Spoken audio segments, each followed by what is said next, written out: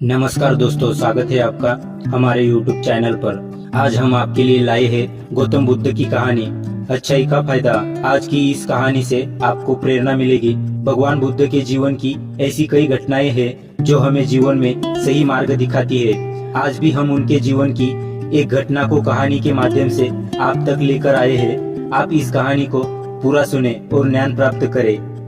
एक बार की बात है, गौतम बुद्ध अपने शिष्यों के साथ बैठे थे। उसी समय राजा अजातशत्रु वहाँ पहुँचे और बुद्ध से कहने लगे, हे बुद्ध, जब से मैं आपका शिष्य बना हर कोई मेरा शोषण कर रहा है। आपका शिष्य बनने से पहले सभी लोग मुझसे डरते थे, क्योंकि उस वक्त मैं बहुत कठोर था और मैं किसी को मौत की सजा देने से पहले एक बार भी नहीं सोचा करता था। लेकिन आपका शिष्य बनने के बाद मेरा किसी को दंड देने का मन नहीं करता और ना ही मुझे गुस्सा आता है।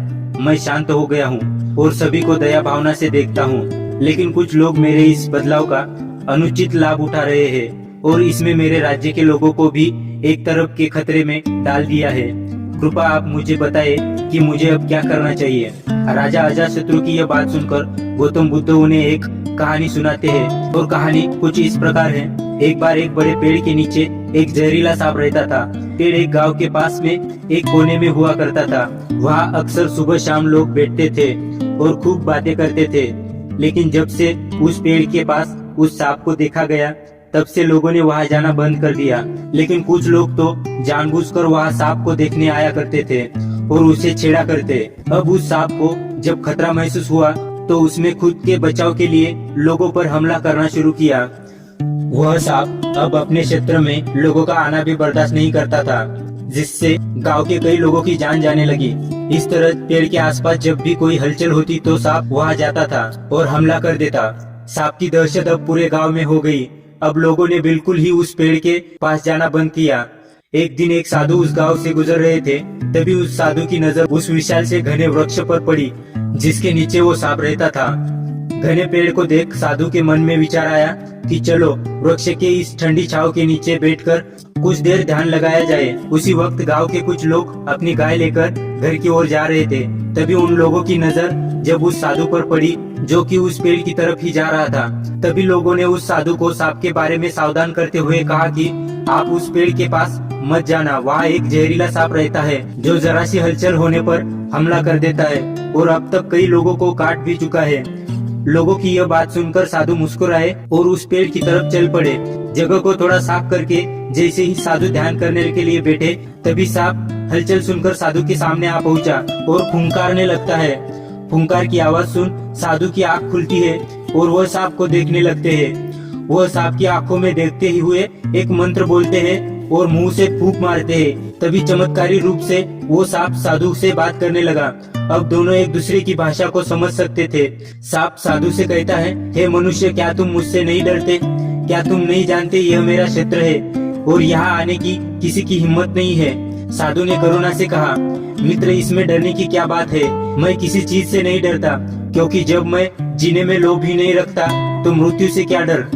सांप साधु की ये बात सुनकर चौंक गया, क्योंकि सांप की इससे पहले ऐसे लोगों से मुलाकात हुई थी जो उसको मारना चाहते थे या उसके डर से भाग जाते थे, लेकिन वह ऐसे व्यक्ति से कभी नहीं मिला था जो उससे नहीं डरता। सांप साधु से इतना प्रभावित हुआ कि वह साधु के चरणों में पड़ गया और बोला, हे प्रभु, आप बिल्कुल सही कह रहे हैं। आज तक मैंने जो कुछ भी किया अपनी जान बचाने के लिए किया।